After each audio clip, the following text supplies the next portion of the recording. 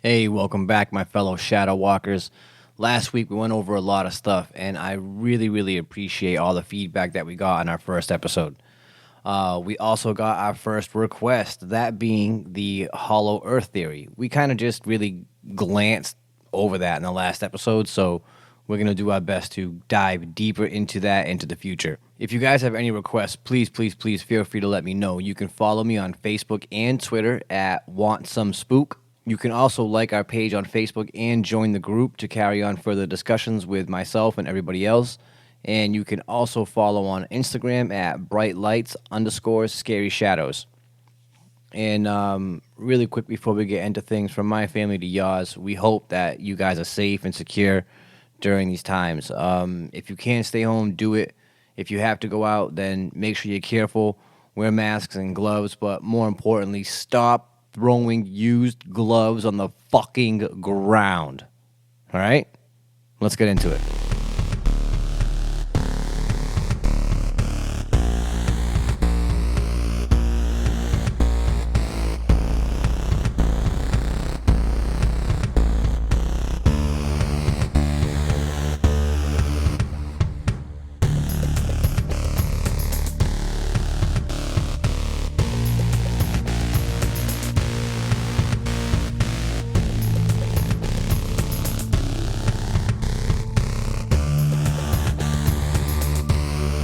Today we're going to take a look at the military proliferation of space. Sit with me as we go over some past projects, right? Some current projects, some prototypes, and the future of space. Once again, man sits on the brink of world war, and it's going to be a war unlike any we've ever seen before.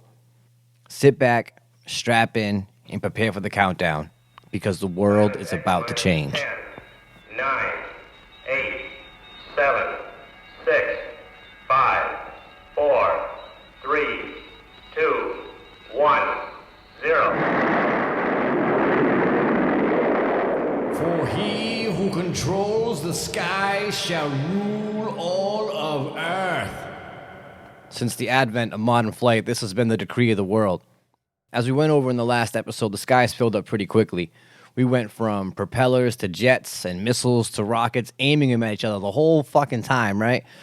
And with that in mind, the last place to wage war is in space. And unfortunately for us, this isn't going to be as badass as our movies and video games depict it. But just because it might not look as cool yet, some of this shit still sounds pretty cool, and it is pretty badass. Now, before we get into any of that, I think it's important to understand the lines that are going to be crossed, some of which have already been crossed. Now listen, fuckers, we're about to head into space, and there's going to be some $9 words coming at you, so I'm going to need some change here, meaning your ass needs to pay attention, all right? So here we go. As with most things that affect our modern lives, this all starts back during World War II with the combination of von Braun's V-2 rockets and Oppenheimer's atom bomb. Nuclear proliferation during the Cold War would end up running wild with those two creations, and tensions were as high as ever. With the Cuban Missile Crisis fresh in everyone's mind and Russia conducting super-secret lemon parties, super-secret military exercises, it was clear the world needed regulations. Now, this gave birth to the Space Treaty in 1967. The treaty, which is signed by over 27 countries, prohibits weapons of mass destruction in space, but that's it, right? It doesn't cover anything else, so outside of placing nukes on satellites of the moon, there was still some options left on the table. Now, in 1979, another treaty would get drawn up, and this treaty was called the Moon Treaty. And it was exactly what it sounds like. It was a treaty that was to prevent the establishment of military bases on the moon, and it forbade any type of weapons testing. It just forbidden. The kicker here is that the U.S., Russia, China, and Japan never signed the treaty, right? So while there was a treaty that was signed that stops everybody from placing nukes and shit like that on satellites, nobody ever signed the other treaty to not put bases and shit on the moon. And a lot of, it's kind of, the way it's worded is as if that they did, and they fucking didn't. But that's going to come up in a little while. With a space treaty in place, though, LEO, or low Earth orbit, and any other space maneuvers have been relatively safe and peaceful over the past 50 years. I mean, after all, right, if anything were to happen, that shit was going to be an act of war. So on paper, it was mostly science, and for the most part, all of it has benefited us as a society. Satellites have improved our daily lives in so many different ways, it's ridiculous. And what makes it wicked ridiculous is that most of our systems are now fully dependent on these satellites. From weather patterns to national security and all things in between, communication and surveillance satellites create the very backbone that props up our entire social and economic structure. Currently, there is only one space station, and that one being the ISS. However, this wasn't always the case, and the ISS is going to be getting some company in the very near future. But for posterity, though, let's go over all the other space stations that were in space up to this date. Now, the Russians were the first ones to take up space residency with a civilian op named Salyut, Salyut, which means either salute or fireworks. And this began in the early 60s. It was listed on paper as a civilian op, but everybody fucking knew that this shit was not a civilian op. It was actually a top secret military mission codenamed Almaz, or Diamond. The Almaz was a full-out reconnaissance station and was even outfitted with the first kinetic weapon ever deployed in space. It was equipped with a Richter 23mm autocannon, and if you're wondering if they used it, the answer is yes. It was basically ripped off a Tupolev 22 bomber, and in space it could fire up to 2,600 rounds a minute. We're talking zero drag and maximum fucking velocity, bro. These things would cruise. They supposedly only ever fired the gun while it was in unmanned mode due to fears of vibrations ripping the craft apart, which didn't happen. Now, the true objective of the Almaz was to closely observe enemy satellites as they passed overhead and then decide whether or not to destroy the satellite. Officially, the Almaz missions only shot and destroyed test satellites that the Russians put up. The Salyut/Almaz program would not last after the dissolution of the Soviet Union, though, due to the cost. Basically, the cost of a manned station as opposed to an automated recon satellite was drastically fucking higher, which, as you can imagine. Now, prior to its decommissioning, the last iteration was called OPS-4, and it was to be equipped with the first space-to-space missiles, but it wasn't launched. The last module that was launched in 76, and it re-entered the atmosphere almost a year later in 77. Now, here comes the States, right? The States launched Skylab in 73. Skylab, however, it wasn't outfitted with any sort of cool offensive or defensive capabilities, at least that we're aware of. And, I guess you would kind of be able to tell, right, in some of these pictures, but whatever. It did also have the obligatory recon, espionage, or science observatory. Now, aside from playing Peeping Tom with all the cameras in Skylab, they carried out a number of experiments. But I do wonder if they had any fun with those cameras, you know what I mean? There's a lot of nude beaches all over the world and nothing but time and opportunity while you're hurtling around the fucking earth for about 6 months at a time, And you should see the list of cameras they had on Skylab, right? With these things, you could watch fleas fucking from the moon. But on that note, right, like, how do they address that part of, the old solo mission to Mars? You know what I mean? Now, when the astronauts weren't playing Pocket Pluto Peeping Tom, they did a number of actual experiments, right? According to the wiki, they ran about over 80 experiments with over 300 investigations within those experiments. Skylab would end up running up until July 11th of 1979. After NASA wasn't able to correct its decaying orbit, it would end up falling into the atmosphere and burning up on re-entry. And that was the last dedicated space station that the U.S. would launch. Now, 7 years later, the then Soviet Union would launch the Mir space station. And Mir consisted of a total of 7 modules, and it was built over a 10-year period, right? The Mir suffered a shit ton of fucking setbacks due to national instability caused by the failing Soviet state. The Soviets were able to get up 4 modules into space before their regime fell. Russia would end up taking over the Mir, but would not be able to fund the additional last 3 modules. But that was right up until 1995 when they struck a deal with NASA. Russia would retool their top-secret Spectre module for NASA to use. And they were originally going to use this for surveillance and anti-missile defense, but they wicked needed the money. And not only the money, but the Mir was in desperate need of power, like some fucking Tim the Two-Man Taylor shit, like desperately, like they were constantly going through blackouts and all kinds of shit. Like it was rough on the Mir. But with a new deal and funding from NASA, Mir would finally see its completion.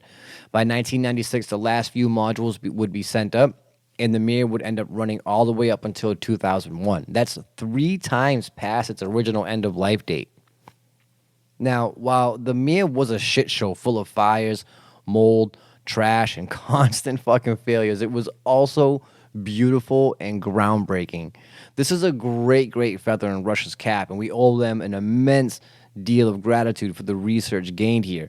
But if it wasn't for NASA's interjection, Mir would have been fucking doomed.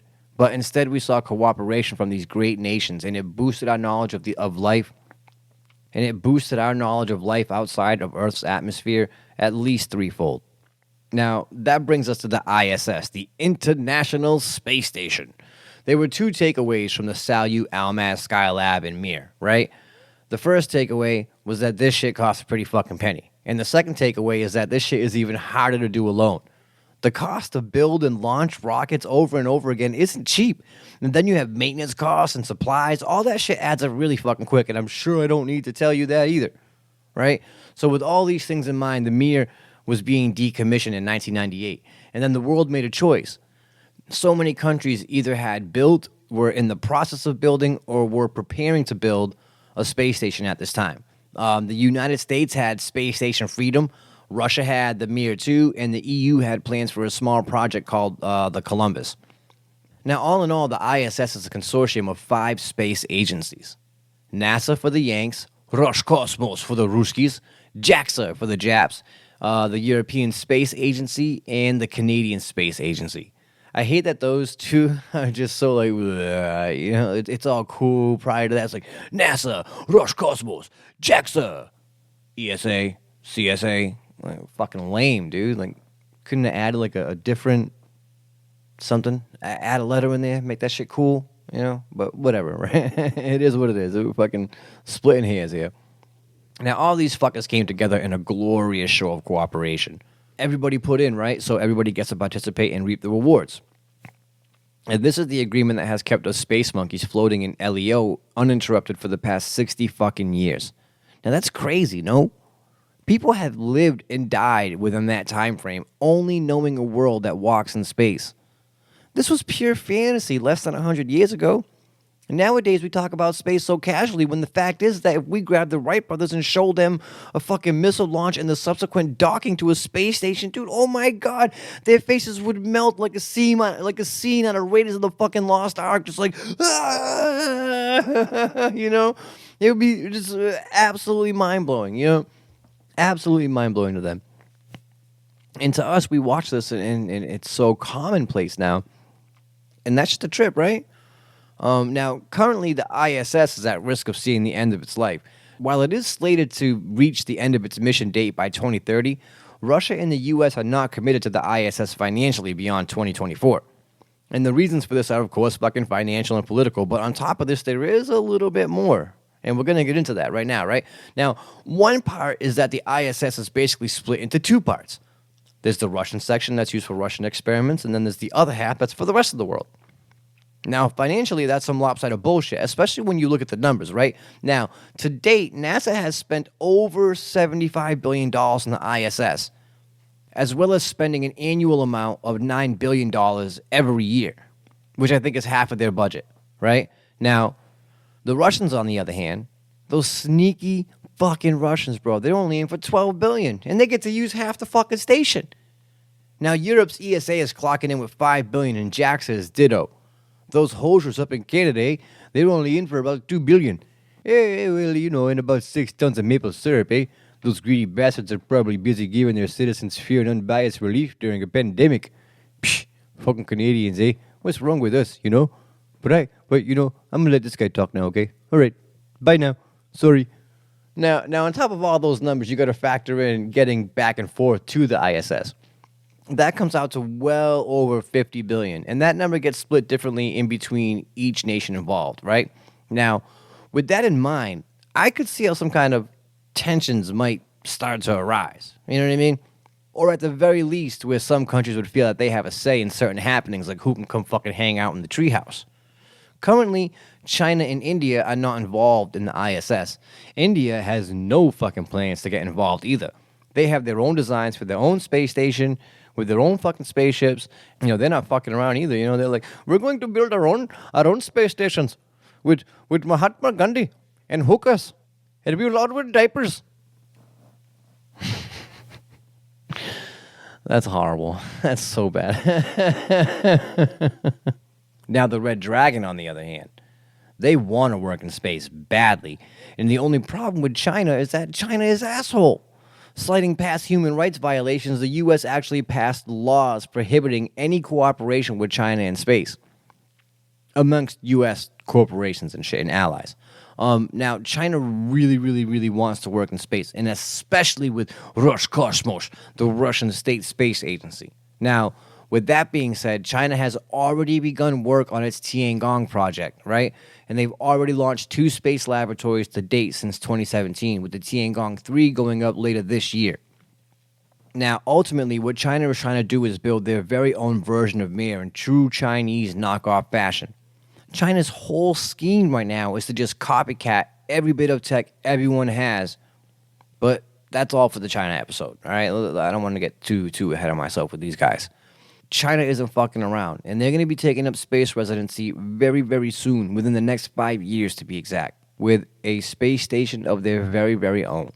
Now, it's important to note here that China never signed the space treaty that we mentioned before. And because of that, they can't contend their rights to do whatever the fuck they want in space. And that's terrifying to think of, right? China is asshole. And they give zero fucks about international repercussions, right? And they've proved that shit. And it's easy to see why there would be reservations about their work in space. Now, as we went over before, the U.S. and Russia are not committed to the ISS past 2024. Each nation has its own ambitions beyond the ISS, and the United States plans to all but exclude Russia. The Russians are, however, planning their own space station, but at the moment, it's nothing more than a dream, right? Russia is kind of losing hard in the space arena right now. Their only plans for space stations right now, like legit concrete plans, are to add modules to the ISS. And then if the ISS folds, they plan an attempt on spinning off as much as they can from the ISS of the shit that they've installed and anybody else that, wants to go with them. From there, they would incorporate that into their new designs that they have, which are only just that at the moment. They're just designs.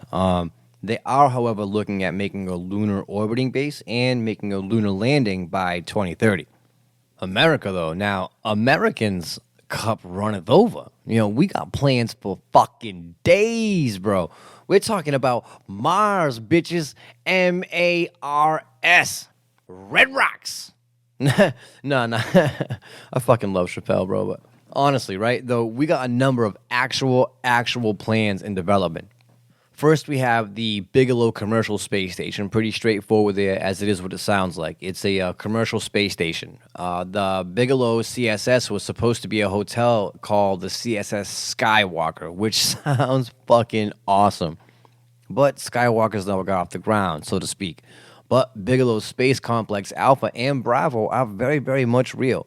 And they're working on getting them up in orbit very, very soon. They're also working on a number of deep space habitats and BEO, or Beyond Earth Orbit space stations and transport vehicles under the Next Step initiative. We also got the Von Braun station in the works by the Gateway Foundation. And I don't know if any of you guys have ever watched like any of these old videos with Von Braun and shit like that. But they're very similar to the videos from the Iron Man movies where Tony Stark's father is going over his plans for the future and shit like that. And it's basically the same shit. It's Von Braun. And he's going over his plans for like these hotels and shit. And he had this whole thing, this giant spinning wheel in space, and everybody would go up there and it would be all luxurious and shit. And it's actually fucking happening. And they plan on having this all built by 2025. A giant spinning wheel in the sky with all the comforts and amenities as the Club Med Resort on Frosten Paradise. Right? The launch date for the Von Braun station is, again, as I stated, 2025. And honestly, dude, I am stoked to see how this one plays out. Look it up. Look at some of the designs that they have online. They're pretty cool looking. If you're wondering what it would cost to spend the night in space, right now projected numbers are at $1 million a night. And that's not even it. That's just like shit that we got going on like right here and now. Now, with that in mind, this is exactly why NASA's planning on pulling out of the ISS. They can't afford to be the biggest financial contributor to the ISS as well as fund any deep space projects. So either NASA gets a huge increase in funds, or other nations pony up some fucking cash, or it separates from the ISS to focus on all of our other projects. Now, the only other big international project coming up is the Lunar Gateway.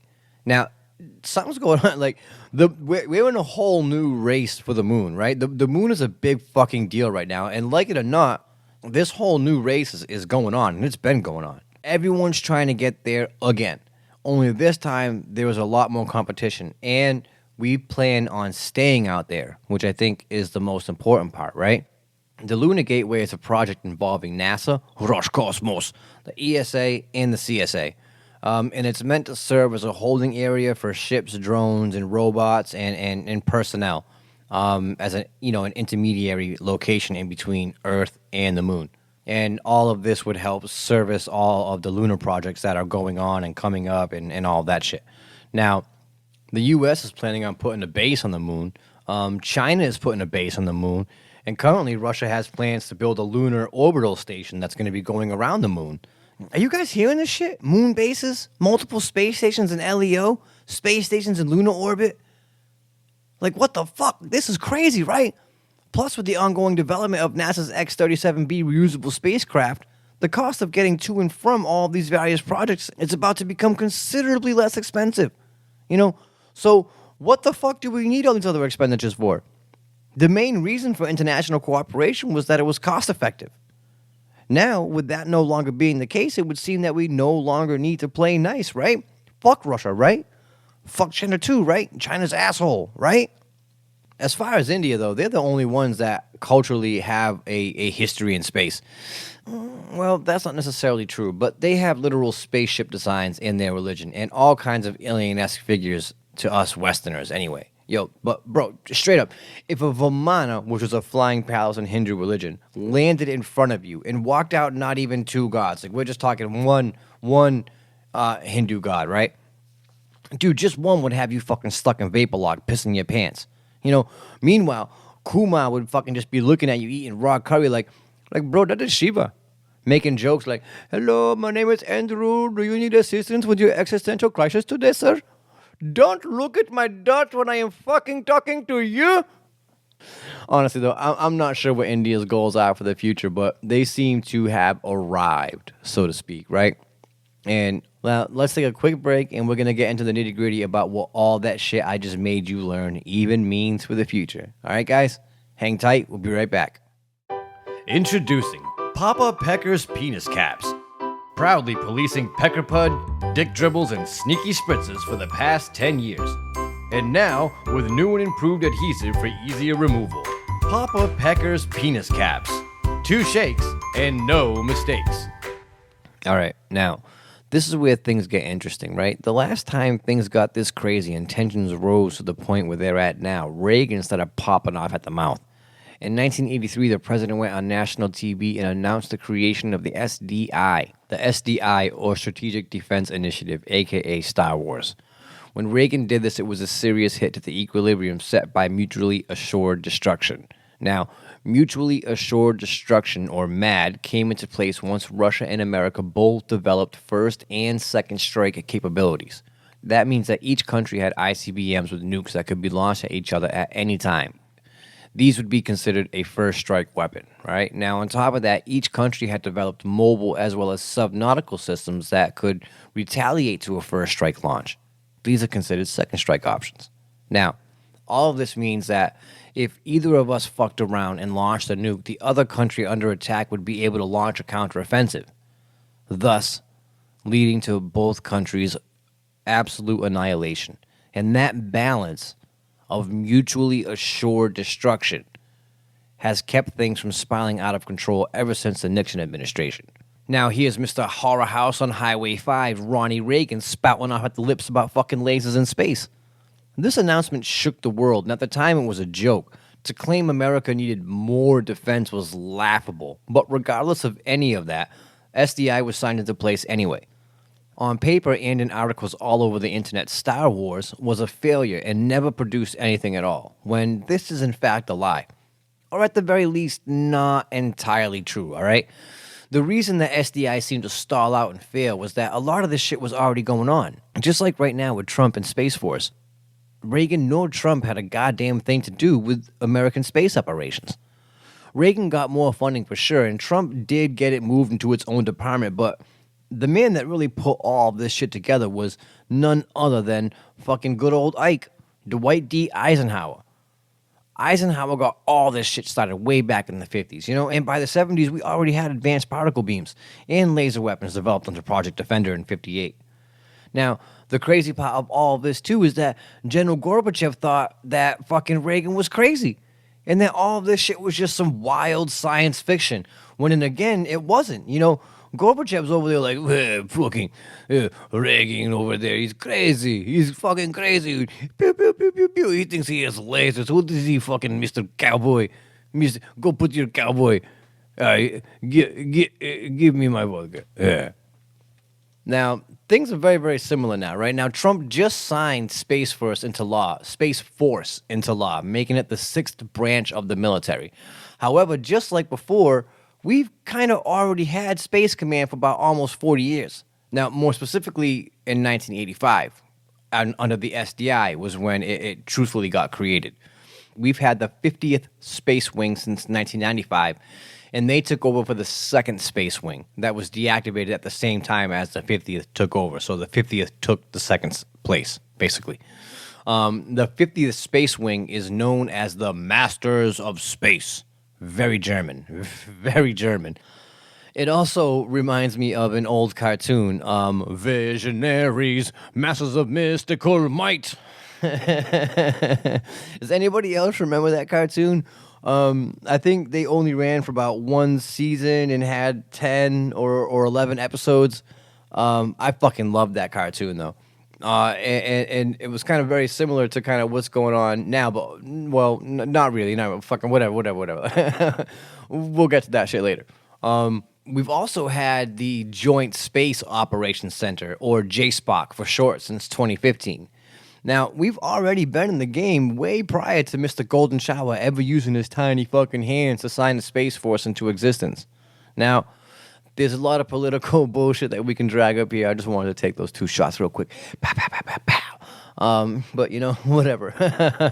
The fact of the matter here is that Russia had Space Force since fucking 2001, and China's entire space program is a military operation.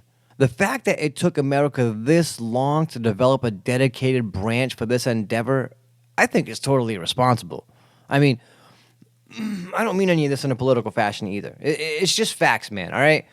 Everyone else has a space military but us, right? And then to add insult to injury, we're the most fucking vulnerable in space. The most vulnerable in space. The most, all right? Not like, a little bit, we're the fucking most vulnerable in space. And we shouldn't be. But we're going to go into that later, though, all right? I'm getting fired up. So with all these things in mind, let's look at some shit that's been cooking in the kitchen. Starting out in the beginning, we came out with some directed energy weapons relatively early in the game, as I mentioned earlier, right?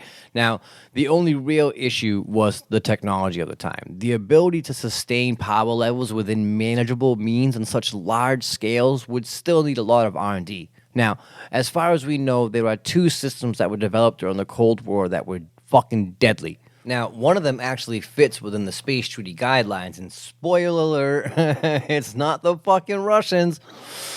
The Russians by far were the most precocious when it came to trying to militarize space. One of the projects that they tested was called an FOBS. That's a fractional orbital bombardment system. And this thing is fucking bananas. It has a recoilless defensive cannon to protect itself. It has offensive lasers that can blind other satellites and disorient incoming attacks. After it would defend itself, it would then deorbit and proceed to drop in on its target, right?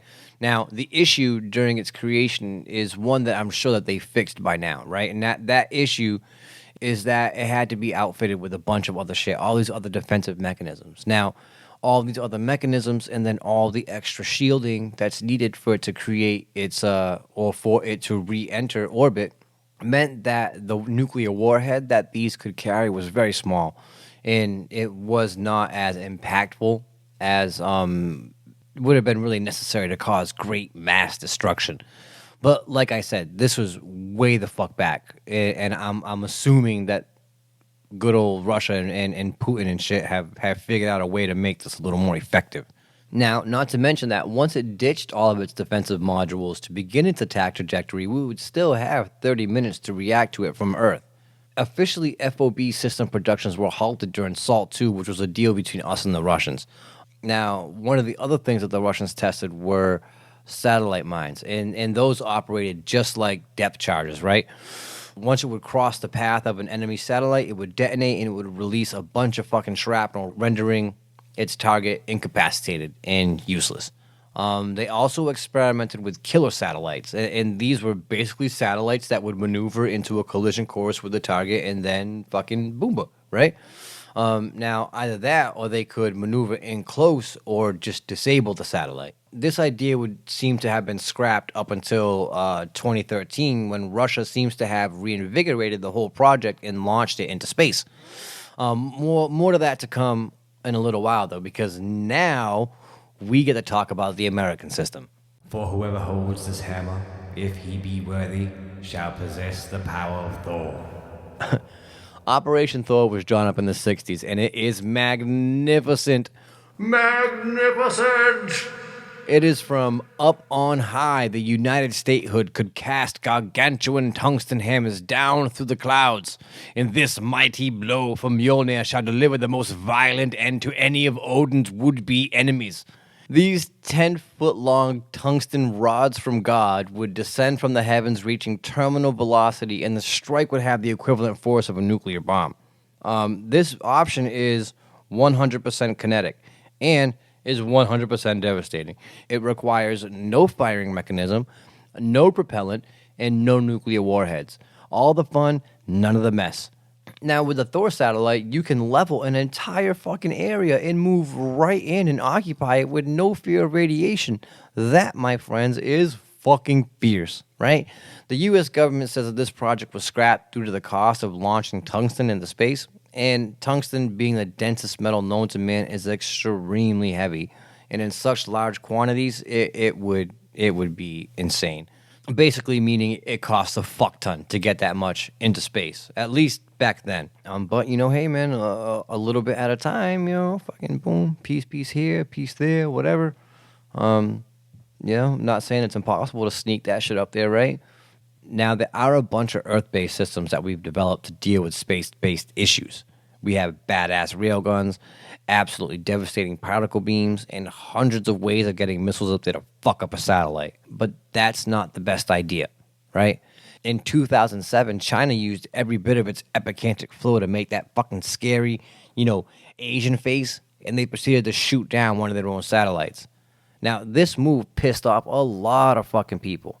Not only because of the show of force, but because that face that they make is fucking scary, man. Dude, what the fuck? Don't scare me like that, all right? Dude, I almost choked on my solo sandwich and I spilled half my fucking sumo on the floor. What's wrong with you? And just like that, China made a big fucking mess, except it was in the sky with a ring of shit floating around the Earth. Now, we also shot down satellites, and Russia has shot down satellites as well. So China's not alone in that. I mean, fucking India has shot down satellites too, for Christ's sake. Or Krishna's sake. Or however they would make that. However they would conjugate that fucking saying. I don't know, whatever. My mind flipping me right now. It's 3:40 in the morning. I'm trying to get this shit done. Everyone is ready and able to fuck everyone else's satellites up if they need to. China also sent up a new satellite called the Kidnapper satellite. Now, that's not its official name, but it's believed that this satellite has a robotic arm, and it uses it to snatch up other satellites. Basically, what it will do, right, is that it'll line up with your orbit, with your satellite in orbit, and then it'll park right next to you, and it'll reach out and grab a motherfucker. So it'll take you, it'll pull you in, and then it'll fuck you up 6 ways from Sunday and release you back to die in a silent, floating grave 1,200 miles above the Earth. Russia seems to have brought back its killer satellite, They launched this bastard back in 2013. Everybody thought that it was just a piece of debris from a burnt stage after the launch of a new Russian ComSat. That is until this motherfucker started moving, and it got right up onto other Russian satellites. And it's doing shit that no other fucking satellite does, right? So it's clearly something else. Putin and his regime still deny its existence, and so most of what the satellite is doing is unknown. All of this is signaling a huge change in world policy and the viewpoint of space as a peaceful realm. Ever since the beginning of our known history, every time man has met in a new arena, we have clashed. First, we met in the valley.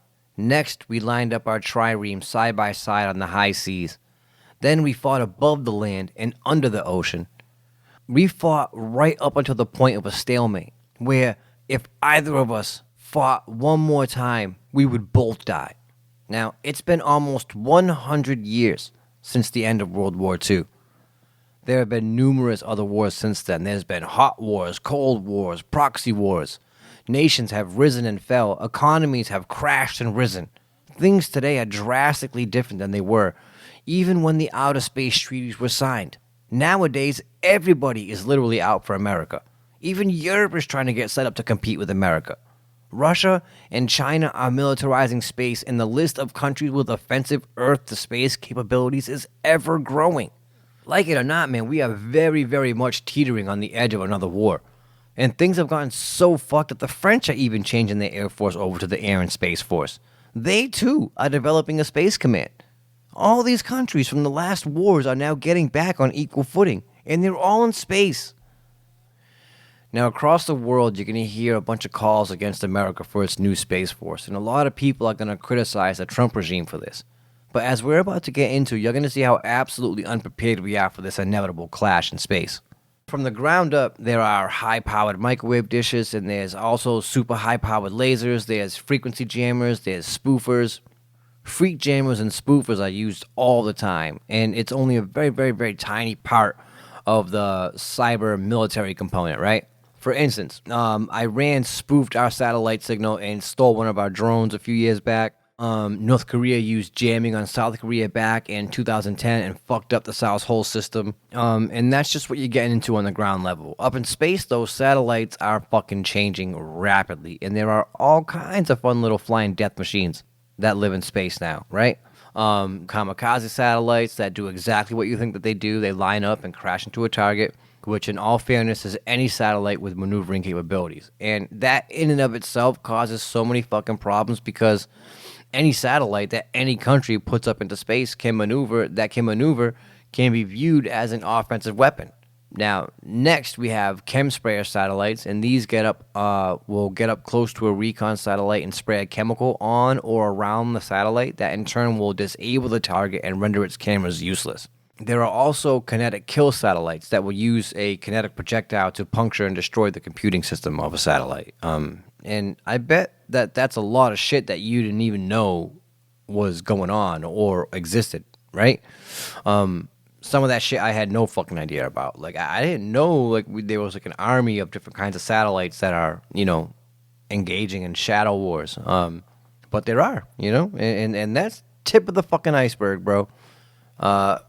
Going over a lot of the public information and even digging through a lot of the conspiracy sites, it seems like the U.S. has been weirdly neutral and passive in space.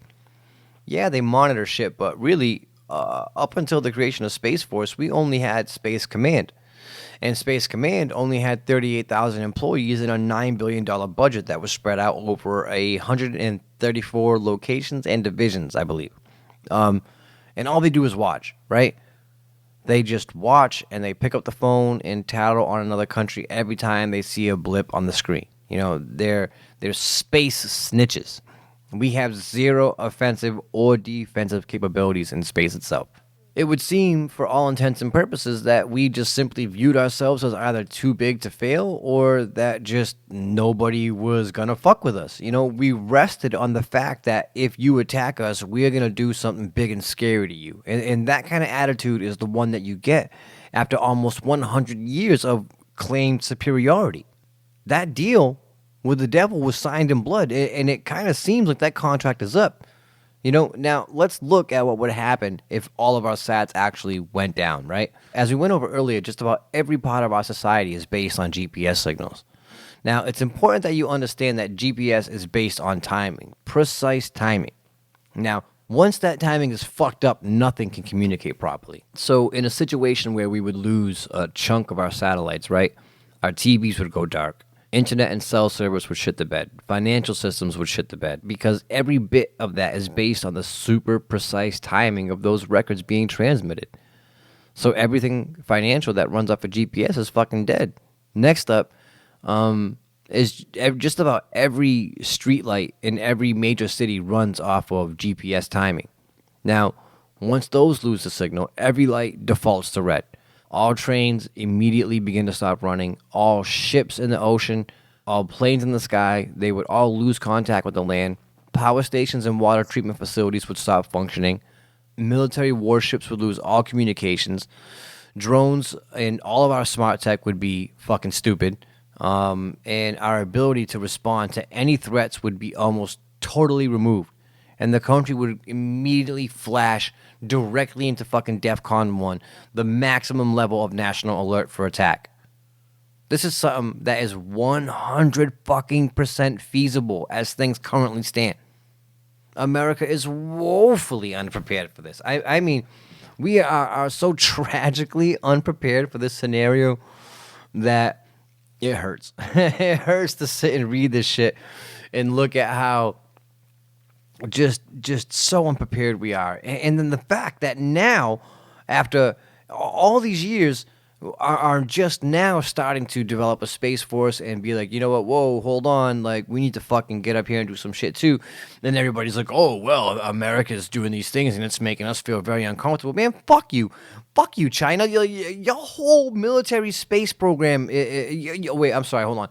Your whole space program is a military operation. You know what I mean? Fucking Russia had a space force since 2001, and it was already in the works well before then. And what's more than that is that this is an issue that has been pussyfooted around. You know, it was on the table for a number of other presidents, and they all pushed it aside and chose to look the other way and no. Now, we can make assumptions and wild claims about why they would do such things, you know? But I digress. That's not what we're going to do right here. Now, worst case scenario aside from nuclear winter is that shots get fired in space. If people start to attack each other's satellites, the domino effect or the Kessler syndrome would begin. This means that once enough debris exists in LEO or low Earth orbit, it will begin to collide with all the other craft. You know, therefore the debris just exponentially grows until every satellite gets destroyed. This would be like an ice age to modern society. For the foreseeable extended future, the planet would be surrounded by a debris field too thick to pass through, effectively locking us inside of Earth. Also, the debris cloud would be so chaotic that it would render the entire Earth orbit useless for about 1,000 fucking years. And that is something that has to be avoided at all costs, but Putin on the Ritz over here is stirring the fucking pot, and China's off the goddamn chains. Regardless of whichever path gets taken, it would just seem like, just like fucking Thanos, a new war for space is inevitable. And this, you would think, would be for all the marbles, right? I mean, how do you think all this shit would play out, right? Now, my money is that this would play out with Russia and China aligning. And that would undoubtedly mean that Iran and most of the Middle Eastern countries would sign on with them. North Korea and China would probably push on Seoul and take the South back, as well as Japan. So now we're looking at a unified Eurasia. You know, and I have a hard time seeing the EU being able to combat the Red Dragon and the Red Giant. It's entirely feasible to see Europe fall, looking at them being aligned, you know? Now, that leaves the Americas. And you would think that there would be more unity out here, but how can we be so sure that we all would be aligned, you know? I think as far as the Americas are concerned, I don't think any of us want to learn Chinese or want to become communists. So in that regard, I do believe that the Americas would align and we would have effectively, you know, a world war, like half of the world against half of the fucking world, you know, East world versus West world. And that is terrifying to think of. that is an actual possibility right now. The truth is that here in America, though, we've been just chilling, resting on our laurels while our enemies have been preparing for space. As of right now, the only weapon that the Space Force has in its arsenal is a simple fucking jamming satellite that is earthbound. This will undoubtedly change as time progresses, but to what end, we're all just going to have to sit here and watch and find out. I think it's kind of shitty, though, no? You know what I mean? We finally seem to be at the point where we can start to travel beyond the radiation belt, beyond the moon, towards other celestial bodies. And then at that very same time, we are closer than ever to being stuck on this planet than we've ever been. If we flip the coin, it's a different future, right? You would think that this is going to quickly reach a new point of mutually assured destruction. Could this end with the ISIS 2, perhaps? You know what I'm saying? If we all decide to fuck off with all the bullshit and combine all the new space stations, it would dwarf the current ISS. I would love nothing more than to play the what if game here and look at a bunch of these romantic outcomes that this could have, but I can't help but be reminded of two things. You know what I mean? Is that one, China is asshole, and that two, again, of that old cartoon Visionaries. They basically were this super advanced human race. Then one day something happens and it renders all the technology useless, and then from this they're immediately thrown back into some quasi medieval state that immediately turns to conflict, right? Not very much unlike what would happen here. Now, we can only hope that there will be some weird Merlin wizard dude ready to bestow great power upon us, a power that we will undoubtedly abuse to make him regret ever trying to fucking help out, as per usual, right? unless there's some major changes come, some kind of fucking crazy situation like that, right? Which, I would hope. But listen, hey, look, that's it for today. That's been our journey through space and all this shit. That's what we're looking at. That's everything that's going on, up until this point. So now you know about all the space stations that have existed. You know about their objectives. You know everything about the ISS. Well, not everything, but you know about the financial shit of it. You know about what the future for the ISS looks like. You know all the different types of satellites. You know about all the new programs coming up, all the new space stations coming up, all the new plans for the moon. And then you know about the state of affairs as they stand right now, how America looks. You know the truth about Space Force now, and that we're the only superpower in space that does not have a Space Force. And all that. I hope that this was a very informative. This was a fun one for me.